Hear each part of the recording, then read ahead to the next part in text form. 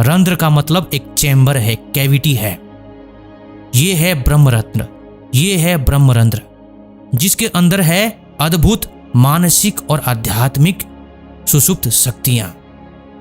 इस scientific presentation को ready करने के लिए हमने बहुत सारे ऑथेंटिक सोर्सेस से इंफॉर्मेशन ली है। आपको दिखाते हैं, ध्यान से देखें। ये सब ऑथेंटिक सोर्सेस हैं। आप चाहें तो इसका स्क्रीनशॉट ले सकते हैं। ये सब सोर्सेस हम आपको इसलिए दिखा रहे हैं ताकि आप लोगों को विश्वास हो जाए जो भी कुछ हम प्रेजेंट कर रहे हैं ये सब साइंटिफिक है। कुंडलिनी के बारे में जब हम सुनते हैं, कुंडलिनी चक्र के बारे में जब भी हम कहीं भी सुनते हैं तो हमारे मन में यही धारणा आती है कि ये कोई कुंडलिनी चक्र है, कुंडलिनी शक्ति है जो नीचे से जागती है, फिर धीरे धीरे सभी चक्रों को जगाते हुए ऊपर तक पहुंचती है सहस्रार चक्र में। इस तरह की धारणा बनती है। ये जो धारणा बनती है ये सीमित धारणा है। इससे आगे बहुत कुछ रहस्य छुपा हुआ है। रिसेंटली वेस्टर्न कंट्रीज में एक रिसर्च हुआ है। उस रिसर्च में पाया गया है कि हमारे जीवन में जो भी साइकोलॉजिकल प्रॉब्लम्स होते हैं, डिसऑर्डर्स होते हैं, स्किज़ोफ्रेनिया, मैनिक डिप्रेसिव डिसऑर्डर्स या जो भी ऐसी प्रॉब्लम, वो क्यों होते हैं? वो होते हैं ब्रेन केमिस्ट्री में इम्बैलेंस होने के कारण। यानी कि जो हमारे ब्रेन में केमिकल्स होते हैं उसमें जब इम्बैलेंस हो जाता है तो वो सब प्रॉब्लम होती है। लेकिन ये सब रिसर्च जो है सीमित है, लिमिटेड है। अभी तक इसका तालमेल कुंडलिनी विज्ञान के साथ नहीं बैठा है। तो मेडिकल रिसर्च में जो डिस्क्रिपेंसी है उस कमी को पूरी करने के लिए हमें पढ़ना पड़ेगा, हमें जानना पड़ेगा प्राचीन कुंडलिनी विज्ञान। जो प्राचीन कुंडलिनी विज्ञान है उसको डेवलप होने में कई हजार वर्ष लग गए और ऐसे डेवलप नहीं हुए हैं, प्रैक्टिकली एक्सपेरिमेंट के बाद डेवलप हुए हैं। जब हम इसके बारे में जानेंगे तब जाकर के मॉडर्न साइंटिफिक जो रिसर्च हुए हैं उसके साथ प्राचीन कुंडलिनी विज्ञान का तालमेल बैठ जाएगा। नेक्स्ट आता है द प्राण। हर चीज को हम स्टेप बाय स्टेप समझेंगे, बिल्कुल भी जल्दीबाजी नहीं करेंगे, एकदम ध्यान से सुनेंगे। प्राण के बारे में हम सुनेंगे, समझेंगे। प्राण एक वाइटल और इंटेलिजेंट मीडियम है, शुद्ध और ऑर्गेनिक मीडियम है जो पूरे शरीर में फैली हुई है। प्राण सत्ता पूरे शरीर में फैली हुई है और घूमती रहती है। एक तो स्थूल शरीर होता है, दूसरा होता है सूक्ष्म शरीर। जिस शरीर को हम देखते हैं, जिस शरीर से हम क्रियाएं करते हैं उसे स्थूल शरीर बोलते हैं। सूक्ष्म शरीर उसके अंदर रहता है, वो हमें दिखता नहीं है। प्राण क्या करता है? सूक्ष्म शरीर और स्थूल शरीर को आपस में कनेक्ट कर देता है, उसका एक लिंक बना देता है, जिसके कारण हम जीवन धारण कर पाते हैं, व्यवहार कर पाते हैं। प्राण को चाइनीज सिस्टम में ची भी बोलते हैं। तो आगे समझेंगे इंडिविजुअल एंड यूनिवर्सल कॉन्शियसनेस। ध्यान से देखिए, इंडिविजुअल कॉन्शियसनेस जो हमारे शरीर में एक चेतना है, एक जीवन है। इंडिविजुअल कॉन्शियसनेस का मतलब है जो हमारा अपना कॉन्शियसनेस है, हमारे शरीर में जो चेतना है, जो एक जीवन है, उसको इंडिविजुअल कॉन्शियसनेस बोलते हैं, उसको प्राण भी बोलते हैं। प्राण के कारण ही हमारे शरीर में एक चेतना आती है, एक जीवन का संचार होता है। यूनिवर्सल कॉन्शियसनेस क्या है? पूरे ब्रह्मांड में, गैलेक्सी में, अनंत ब्रह्मांड में जो कॉन्शियसनेस फैली हुई है, जो चेतना फैली हुई है, जिसको हम परम चेतना बोलते हैं, उसको स्टैटिक एनर्जी भी बोलते हैं। उससे क्या होता है? वो एनर्जी बस फैली रहती है। लेकिन एक और एनर्जी है, बहुत ही विचित्र है, उसको बोलते हैं काइनेटिक व क्रिएटिव एनर्जी। बहुत ज्यादा क्रिएटिव एनर्जी है। उसके कारण ही पूरे ब्रह्मांड का अस्तित्व और हमारा भी अस्तित्व सफल होता है, साकार होता है, सत्य होता है, वरना नहीं। वो जो यूनिवर्सल कॉन्शियसनेस है हर अणु में छुपा हुआ है। अब वो काइनेटिक एनर्जी कितनी विचित्र है और कितनी शक्तिशाली है, कितना स्किल है, वो समझते हैं। वो काइनेटिक एनर्जी क्या करती है, जिसको आद्य शक्ति भी बोलते हैं। प्राण के साथ मिल करके हमारे शरीर में सबसे पहले एक एग बनाता है। जैसे कि जो सीड है, जो बीज है, सीमेन के माध्यम से स्त्री के शरीर में जाता है तो एक फर्टिलाइज्ड एग बन जाता है। धीरे धीरे डिवीजन होते हुए फिर देखिए किस तरीके से आगे बढ़ता है और फिर 1 महीना, 2 महीना, 3 महीना ऐसे करके 9वें महीने में एक बच्चा बन जाता है। ये कैसे होता है? वो जो आद्या शक्ति है, जो काइनेटिक एनर्जी है, जो क्रिएटिव एनर्जी है, वो प्राण के साथ मिलकर के ये सारे काम को करती है। सोचिए वो कितना स्किल्ड है, कितनी क्रिएटिव है, कितनी पावरफुल है। तो इससे समझ में आता है कि जो यूनिवर्सल कॉन्शियसनेस है, जो पूरे ब्रह्मांड में जो चेतना फैली हुई है, वो क्या करती है? हमारे शरीर के माध्यम से खुद को एक्सप्रेस करती है। समझ गए? फिर से बता देता हूं। जो पूरे ब्रह्मांड में यूनिवर्सल कॉन्शियसनेस है, परम चेतना है, परम सत्ता है, हमारे शरीर के माध्यम से खुद को एक्सप्रेस करती है। वो चेतना, वो परम चेतना, जो प्राण है, पूरे शरीर में फ्लो करता रहता है। ये देखिए किस तरीके से पूरे शरीर में फ्लो करता रहता है। क्या होता है, कई बार नसों के कारण और भी बहुत सारे रीजन की वजह से प्राण कहीं कहीं किसी किसी पॉइंट पर ब्लॉक हो जाता है। एक्यूपंक्चर जो पॉइंट्स होते हैं, जिसके बारे में बहुत रिसर्च हुआ है, आप लोगों ने भी देखा होगा, सुना होगा। आजकल जगह जगह पर एक्यूप्रेशर ट्रीटमेंट होते हैं। तो हमारे शरीर में भी ऐसे बहुत पॉइंट्स होते हैं। तो एक्यूपंक्चर पॉइंट्स को दबाने से क्या होता है, जो प्राण के ब्लॉकेज होते हैं वो खुल जाते हैं।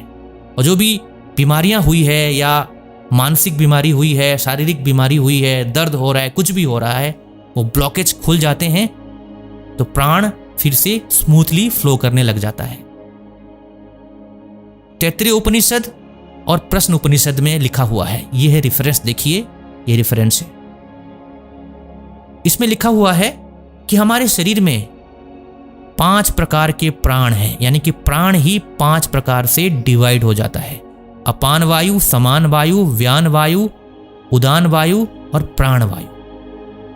ये क्या क्या काम करते हैं? अपान वायु से एलिमिनेशन होता है, यानी कि बाहर निकल जाता है। समान वायु से खाना पचता है, शरीर में लगता है। व्यान वायु से पूरे शरीर में वो डिस्ट्रीब्यूट होता है। उदान वायु से हम बात करते हैं, आवाजें निकालते हैं। प्राण वायु हम इनहेल करते हैं, बाहर से हम प्राण वायु को इनहेल करते हैं, वो नीचे जाकर के वो डिवाइड हो जाता है और तरह तरह के काम को अंजाम देता है, जिससे हमारा शरीर चलता है। और ये पंचवायु पूरे शरीर में इस तरीके से फ्लो करते रहते हैं। अगर हम मोटा मोटी रूप से प्राण को समझना चाहें तो प्राण 2 टाइप का होता है। एक है इंडिविजुअल प्राण, दूसरा है यूनिवर्सल प्राण। इंडिविजुअल प्राण के बारे में हमने समझ लिया। हमारे शरीर में जो प्राण फैला हुआ है और तरह तरह की एक्टिविटी को अंजाम दे रहा है, वो है इंडिविजुअल प्राण। प्राण हमारे हर सेल में है, एक एक सेल में भी प्राण है, अणु अणु में प्राण है, हर टिश्यू में प्राण है। वैसे ही अनंत ब्रह्मांड में भी जो प्राण है उसको क्या बोलते हैं? यूनिवर्सल प्राण। गैलेक्सी में, ब्लैक होल में, कहीं भी चले जाओ, जहां भी चले जाओ, अनंत ब्रह्मांड में जो प्राण है उसे यूनिवर्सल प्राण बोलते हैं। अणु में भी है, अणु की गहराई में भी है वो प्राण। जब हम प्राणायाम करते हैं तो क्या होता है, ध्यान से देखेंगे। प्राणायाम प्राण की एक्सरसाइज है। प्राणायाम करने से प्राण शक्ति बढ़ती है और प्राण हमारे कंट्रोल में आता है। आजकल के समय में लाइफस्टाइल खराब होने की वजह से प्राण बहुत ज़्यादा वेस्ट होता रहता है। प्राणायाम करने से प्राण जो है स्टेबल हो जाता है और प्राण शक्ति बच जाती है और हमारी आयु भी बढ़ जाती है, हमारा हेल्थ भी अच्छा हो जाता है। इसलिए प्राणायाम करने के लिए प्राचीन समय से रिकमेंड किया जा रहा है। अब समझेंगे सेक्सुअल फोर्स, सब्लिमेशन एंड सीमेन। बहुत ही इंटरेस्टिंग है, ध्यान से सुनेंगे। सेक्सुअल फोर्स, शास्त्रों में कहा गया है जो सीमेन है, जो वीर्य है, स्थूल रूप से हमारे शरीर के अंदर होता ही नहीं है। उसको शुक्र भी बोलते हैं। जो शुक्र है सूक्ष्म रूप में, सटल फॉर्मेट में पूरे शरीर में फैला हुआ है। जब सेक्सुअल डिजायर होता है, सेक्सुअल इच्छा बढ़ जाती है, तो वो स्थूल रूप से सेक्सुअल ऑर्गन के थ्रू नीचे इजैकुलेट हो जाता है, तुरंत फास्ट तरीके से। लेकिन मूल रूप से देखा जाए तो शुक्र जो है पूरे शरीर में सूक्ष्म रूप में फैला हुआ है। जो ऊर्ध्वरेतास होते हैं वो क्या करते हैं, उसको वैसा नहीं करते हैं। वो योगिक क्रिया के माध्यम से, साधना के माध्यम से वो उस वीर शक्ति को, उस सेक्सुअल पावर को सूक्ष्म रूप में बदल देते हैं, जिससे क्या होता है, जो सेक्सुअल फोर्स है ऊपर की तरफ ट्रैवल करने लग जाता है सहस्रार की तरफ, इसीलिए उनको ऊर्ध्वरेतास बोलते हैं। और अपनी इच्छा से वो नीचे भी लेके आ सकते हैं, लेकिन साधारण मनुष्य नीचे ही घूमता रहता है। साधारण मनुष्य की ऊर्जा और शक्ति कम होती रहती है, इनकी ऊर्जा कभी भी कम नहीं होती है। जिस ऊर्जा की मैं बात कर रहा हूं वो एक आध्यात्मिक ऊर्जा है, हम शारीरिक ऊर्जा की बात नहीं कर रहे। हाँ, उस आध्यात्मिक ऊर्जा को जब हम खत्म करते हैं शारीरिक क्रिया के माध्यम से, तो शारीरिक क्षमता भी हमारी घटती जाती है। अब समझेंगे कुंडलिनी एंड ऑर्गाज्म सेंसेशन। अब स्टार्टिंग फेज में क्या होता है, जब कुंडलिनी अवेकनिंग होती है तो कई लोगों को क्या क्या सेंसेशन होते हैं। देखो, ये देखिए मूलाधार चक्र, नीचे भी इस तरफ भी आप देख रहे होंगे, इधर भी देख रहे होंगे। मूलाधार चक्र जब जागृत हो जाता है तो ऑर्गास्मिक सेंसेशन होता है। क्या होता है ये, जैसे कि सीमेन इजैकुलेशन से पहले, वीर्य स्खलन से पहले जो सेंसेशन होता है, जो एक आनंद की अनुभूति होती है, सुखावास जो होता है, उसको ऑर्गाज्म बोलते हैं। वैसे ही सेंसेशन जब मूलाधार चक्र जागृत होता है तब होता है। फिर क्या होता है, ऐसा लगता है इस पॉइंट को कोई ऊपर से खींच रहा है, यानी कि ऊपर ले जाने की कोशिश कर रहा है। और ये हमारे स्पाइनल कॉर्ड में ऐसा सेंसेशन होता है। ऐसा क्यों होता है, क्योंकि इस एनर्जी को ऊपर ट्रैवल करना होता है। ये एक ऑटोमेटिक क्रिया है, ये होना ही है। लेकिन जिसको कुंडलिनी के बारे में नॉलेज नहीं है वो घबरा जाता है या अपनी शक्ति को नष्ट कर देता है। लेकिन जो योगी लोग या गुरु लोग या जो साधक लोग जिनको पता है इसके बारे में, वो इस चीज को अपने संयम में कर लेते हैं और इससे आगे की जर्नी को अंजाम देते हैं। अब ध्यान से सुनेंगे, कुंडलिनी एंड द लिबरेशन बहुत ही इंटरेस्टिंग है। कई लोगों का ऐसा समझना है कि जब कुंडलिनी चक्र, ये सहस्रार चक्र, ध्यान से देखिए, जब सहस्रार चक्र जागृत हो जाता है तो मुक्ति प्राप्त हो जाती है, ऐसा समझना है लोगों का। यह सत्य नहीं है। सहस्रार चक्र जगने से ही मुक्ति प्राप्त नहीं होती है, क्योंकि जो कुंडलिनी शक्ति है उसकी टेंडेंसी ऐसी है, वो अपने संस्कार के हिसाब से वो शक्ति नीचे आती रहती है, नीचे फ्लो करती रहती है। देखिए ध्यान से, यहां पहुंचने के बाद भी नीचे आने की पूरी संभावना रहती है कंटिन्यूअसली। वो डिपेंड करता है आपका संस्कार कैसा है। लेकिन जो साधक होता है, जो बुद्धिमान होता है, वो बार बार अपनी साधना से, अपने कंसंट्रेशन से, अपने मेडिटेशन से, स्पिरिचुअल प्रैक्टिस से ऊपर ले जाता है, ऊपर ले जाता है। एक दिन ऐसा आता है कि सहस्रार चक्र में, यानी कि ब्रह्मरंध्र में, वो कुंडलिनी शक्ति को सेट कर देता है और वो नीचे आता नहीं है। जब उसकी इच्छा हो जाती है तो वो नीचे लेकर भी आ सकता है। उसका उतना कंट्रोल हो जाता है अपने प्राण पर, अपने मन पर, कि उस कुंडलिनी शक्ति को वो नीचे आने नहीं देता है। अगर उसकी मर्जी हो जाती है तो वो नीचे ला भी सकता है और नीचे की क्रिया को भी वो कर सकता है। लेकिन साधारण मनुष्य के साथ ऐसा होता नहीं है। थोड़ी सी कुंडलिनी शक्ति जागृत होती है, फिर नीचे आती है, जागृत होती है, फिर नीचे आती है। उसको समझ में नहीं आता मेरे साथ क्या हो रहा है, वो डिमोरलाइज हो जाता है और स्पिरिचुअल प्रैक्टिस को छोड़ देता है। एक्चुअल में स्पिरिचुअल प्रैक्टिस को कभी भी छोड़ना नहीं चाहिए। नेक्स्ट समझेंगे, कुंडलिनी इज बाइपोलर एनर्जी। दो पोल होते हैं, एक पोल यहां है और एक पोल नीचे है। ध्यान से देखिए, एक मूलाधार में है और एक सहस्रार में है। दोनों का आपस में गहरा संबंध होता है। एक में अगर कुछ एक्टिविटी होती है ना तो दूसरे में अपने आप कुछ ना कुछ परिवर्तन होने लग जाता है, और यहां अगर कुछ एक्टिविटी होती है ना तो यहां कुछ असर होने लग जाता है। दोनों आपस में जुड़े हुए हैं। इसके बारे में मैं आपको बहुत डिटेल्स में बताऊंगा थोड़े समय बाद। उससे पहले समझते हैं एक और खास चीज, brain electricity and life energy. इन दिनों में रिसर्च हुआ है कि ब्रेन इतना सब कुछ फंक्शन कैसे करता है। मॉडर्न साइंस ने तो यह मान ही लिया है कि ब्रेन ही हमारे शरीर में सभी सिस्टम को कंट्रोल करता है, उसे रेगुलेट करता है, उसे अंजाम देता है। ब्रेन और नर्वस सिस्टम से ही सारा काम होता है। लेकिन वो करता कैसे है? तो मॉडर्न साइंस ने माना है कि ब्रेन में इलेक्ट्रिसिटी पैदा होती है, तब जाकर के ये सब क्रियाएं होती हैं। तो इस मामले में क्या होता है, जो प्राचीन, जो आद्या शक्ति जो विज्ञान है, जो लाइफ एनर्जी जो विज्ञान है, जो प्राण शक्ति जो विज्ञान है, उसके साथ मॉडर्न साइंस का ये कॉन्सेप्ट पूरा मैच हो जाता है। ये बहुत ज़्यादा इंटरेस्टिंग है। बीच में मैं आपको इसलिए बोल रहा हूं क्योंकि आगे की बात आप इस बात से कनेक्ट करके समझ पाओगे। आगे बढ़ते हैं। ब्रह्मरंध्र का लोकेशन देखिए, यहां पर एक कैविटी है, ये है एक कैविटी है, इसके अंदर कुछ तरल पदार्थ होती है, सेरिब्रोस्पाइनल फ्लूइड, जिसमें खून जैसा कुछ होता है और प्लाज्मा जैसे कुछ मटेरियल होता है। एक इंटरेस्टिंग बात है, जब कुंडलिनी जग जाती है तो एक एक्सपीरियंस योगियों को हुआ है, बहुत साधकों को हुआ है। ये देखिए आपका माउथ, उसका ऊपर वाला भाग, अपर वाला पार्ट, अगर माउथ को खोलेंगे ना तो अपर वाला पार्ट ऐसा दिखता है। ये वाला पॉइंट जब आप अपनी जीभ से टच करते हैं थोड़ा रफ लगता है, थोड़ा हार्ड लगता है, और जैसे कि जीभ को पीछे ले जाते हैं तो ये वाला पार्ट है ना प्लेन जैसा है, जिसकी कुंडलिनी जग जाती है, सहस्रार चक्र तक जिसकी जर्नी हो जाती है ना, तो इस वाले पॉइंट पर, इस वाले पार्ट पर उसको ऐसा महसूस होता है जैसे कि कोई अमृत टपक रहा है, अमृत का स्वाद मिलता है उसको इस जगह पर। इसीलिए हमने भी बहुत बार जीभ को तालू में लगाने की एक्सरसाइज भी हमने बताई है। अगर ये करेंगे आप तो इससे मेमोरी पावर भी बढ़ती है, मेंटल स्टेबिलिटी भी बढ़ती है, और इसके बहुत सारे फायदे हैं। खिचड़ी मुद्रा के बारे में बहुत लोगों ने बताया है, यहाँ पर जीभ लगाने से वो फायदा हमें मिल जाता है। तो इसका कनेक्शन ब्रह्मरंध्र के साथ भी है, क्योंकि ब्रह्मरंध्र के ठीक नीचे ही ये वाला पॉइंट क्रॉस होता है, इसलिए यहाँ पर अमृत का स्वाद मिलता है, जिसकी कुंडलिनी जग जाती है। अब जानेंगे आगे की बात, मेडिटेशन एंड कुंडलिनी प्रोसेस। जब हम योग करते हैं तो कुंडलिनी एनर्जी जागृत होती है। अष्टांग योग के बारे में आपको पूरी जानकारी तो नहीं दे सकता अभी, लेकिन आपको लास्ट के 3 खास पॉइंट मैं आपको बताऊंगा। अष्टांग योग में क्या क्या आता है? यम, नियम, आसन, प्राणायाम, प्रत्याहार, ध्यान, धारणा और समाधि।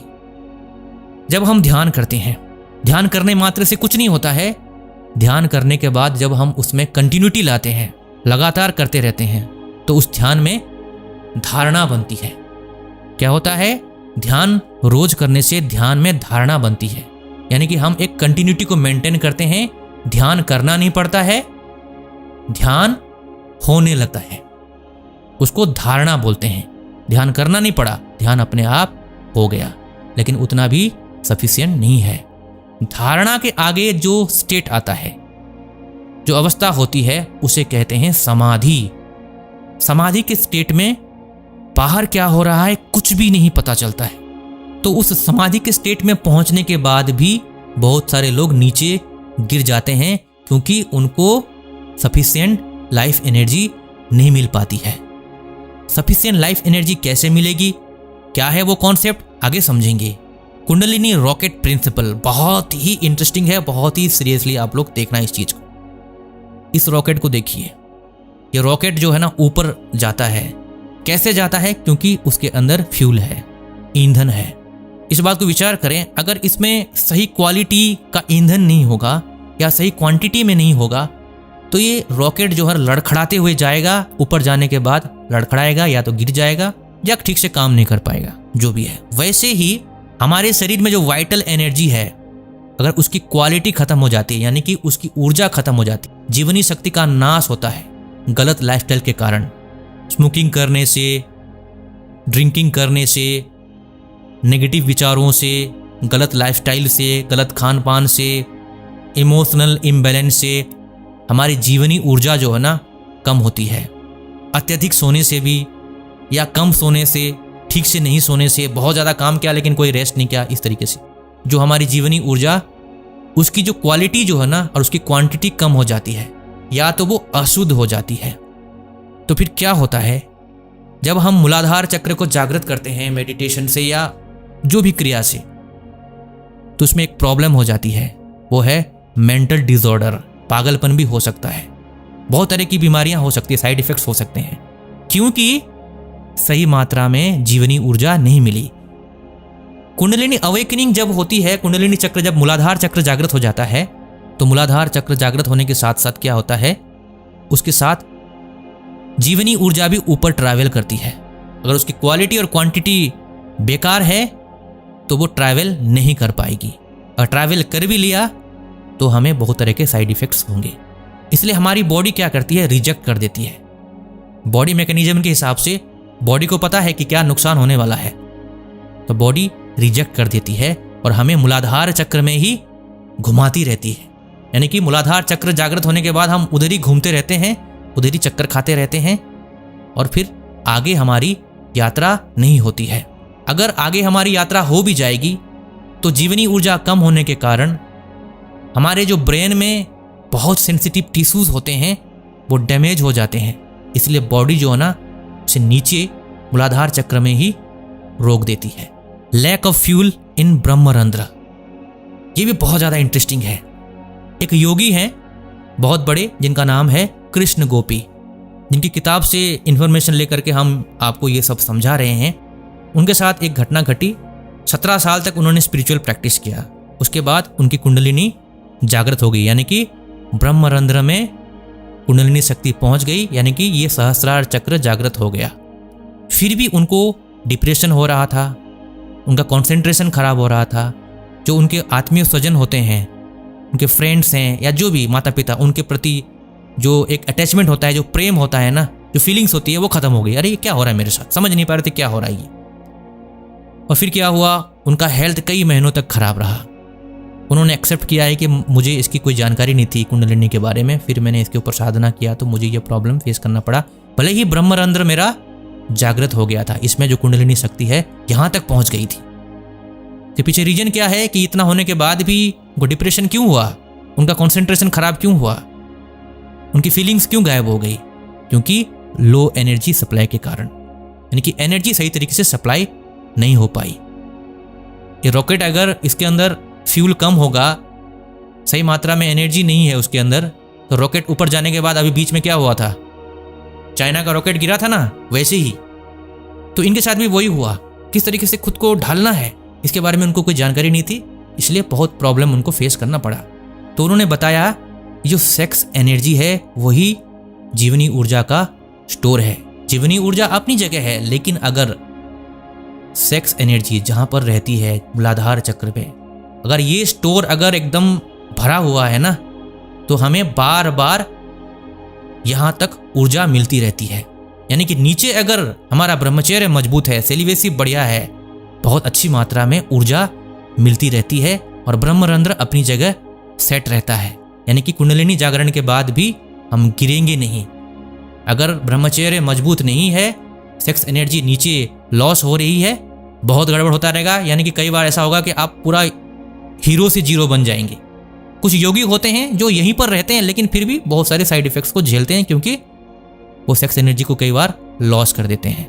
जिसका पूरी तरीके से जागृत हो जाता है, उन्होंने कहा है अगर सहस्रार चक्र पूरा जागृत हो गया, ब्रह्मरंध्र में एनर्जी पहुंच गई, तो क्या होगा, partial and total sexual loss. कहने का मतलब इसमें नपुंसकता नहीं आएगी। नपुंसक मनुष्य में और ऊर्ध्वरेता योगी में बहुत अंतर है। नपुंसक मनुष्य अपनी गलती के कारण खुद को नपुंसक बना देता है या जेनेटिक प्रॉब्लम की वजह से, लेकिन ऊर्ध्वरेता क्या है, उन्होंने उस पर जीत प्राप्त की है। कुंडलिनी जागरण के माध्यम से उस पर विजय प्राप्त कर लिया है। जब चाहे तब वो नीचे लेकर के आ सकते हैं, फिर ऊपर जा सकते हैं, उतना कंट्रोल उनका हो जाता है। एक आपको मैं एग्जांपल देता हूं। महाभारत में एक बात आती है, ऋषि पराशर एक बार जा रहे थे और उन्होंने किसी नदी में मत्स्यगंधा को देखा और अपनी तरफ से उन्होंने प्रपोज कर दिया कि मैं तुम्हारे साथ शारीरिक संबंध बनाना चाहता हूं, क्योंकि आगे उनको वेदव्यास जी को जन्म देना था। ऋषि पराशर तो ऊर्ध्वरेता थे, फिर उन्होंने ये क्यों किया, उनके अंदर ऐसी इच्छा क्यों आई? उनके अंदर ये इच्छा अपनी मर्जी से आई। उनका पूरा चक्र जागृत है, सभी के सभी चक्र जागृत हैं, ऊर्ध्वरेता हैं, सिद्ध योगी हैं। अपने चक्रों पर, अपनी शक्ति पर इतना कंट्रोल है, अपने प्राण पर, अपने मन पर इतना कंट्रोल है कि अपनी इच्छा से उन्होंने शारीरिक संबंध बनाया। लेकिन साधारण मनुष्य से ऐसा होता नहीं है। साधारण मनुष्य अगर एक बार इस क्रिया को करता है तो नीचे गिरता है। इसीलिए बोला जाता है कि अधिक से अधिक अगर आप ब्रह्मचर्य का पालन करते हैं और स्पिरिचुअल प्रैक्टिस करते हैं तो सेक्स सब्लिमेशन होता है। आपके जीवन में जितना ज़्यादा ब्रह्मचर्य स्ट्रांग होगा, उसके हिसाब से कुंडलिनी एनर्जी ऊपर के चक्रों में स्थिर हो जाएगी। इसलिए प्राचीन समय में ब्रह्मचर्य एजुकेशन को सबसे ज़्यादा जोर दिया जा रहा था, ताकि शादी से पहले ही सभी कुंडलिनी चक्र जागृत हो जाएं, और जब वो शादी करेगा या बच्चे को जन्म देगा तो वो बच्चा भी पावरफुल बने। अब नेक्स्ट समझेंगे डेंजर्स ऑफ कुंडलिनी अवेकनिंग। कई सेंटर में ऐसा होता है, कई लोग ऐसे सेंटर में विजिट भी करते हैं कुंडलिनी अवेकनिंग के लिए। ये बहुत डेंजरस है, जिसके बारे में गोपी कृष्णा बोल रहे हैं। प्री मैच्योर और forced kundalini awakening is very dangerous, क्योंकि इससे बहुत तरह की मानसिक और आध्यात्मिक शारीरिक समस्याएं पैदा हो सकती है, इसलिए इस चीज से बचे रहें। तो क्या करना चाहिए हमें, ये प्रश्न उठता है, तो हम करें तो क्या करें? तो स्ट्रांगली रिकमेंड किया गया है कि आप अपने लाइफस्टाइल को स्पिरिचुअल बनाइए और सुबह उठिए, योगासन कीजिए, प्राणायाम कीजिए, ध्यान कीजिए, शुद्ध सात्विक आहार कीजिए, वो सबसे सेफ है। कुंडलिनी अपनी स्पीड में अपने हिसाब से स्मूथली जागृत होती है, उसमें कोई खतरा नहीं है। अब नेक्स्ट समझेंगे cleaning and remodelling of the body. अब ये क्या चीज है? कुंडलिनी कोई एनर्जी नहीं है, कुंडलिनी एक प्रोसेस है। उससे क्या होता है, हमारे शरीर की क्लीनिंग होती है, रिमॉडलिंग होती है। ये होता कैसे है? इसीलिए प्राचीन समय से हमारे देश में योग को ज्यादा महत्व दिया गया है, हठ योग को, सेलिवेसी को। उससे क्या होता है, एक प्यूरिटी लेवल मेंटेन होता है। प्यूरिटी लेवल मेंटेन होने से क्या होता है, हमारे जीवन की रिमॉडलिंग होती है, अंदर से और बाहर से भी। अंदर से भी प्यूरिफिकेशन होता है और बाहर से भी हम प्योर होते हैं। अगर किसी चीज की रिमॉडलिंग करना चाहते हैं तो क्या करते हैं, उस चीज को हम पिघलाते हैं ना, लोहे को या गोल्ड को, किसी भी धातु को पिघलाना पड़ता है ना उसको। वैसे ही कुंडलिनी अवेकनिंग से, योग से अंदर से हम पिघलते हैं और हमारी रिमॉडलिंग होती है और कुंडलिनी शक्ति अपने आप जागृत होती है। लेकिन आज के समय में ऐसा क्यों नहीं होता है? लोग अपनी कुंडलिनी को जागृत क्यों नहीं कर पाते हैं, भले ही वो कितनी इच्छा करें, कितनी भी प्रैक्टिस कर लें? क्योंकि लेवल ऑफ प्यूरिटी सही नहीं है, उनके जीवन में वो प्यूरिटी नहीं है।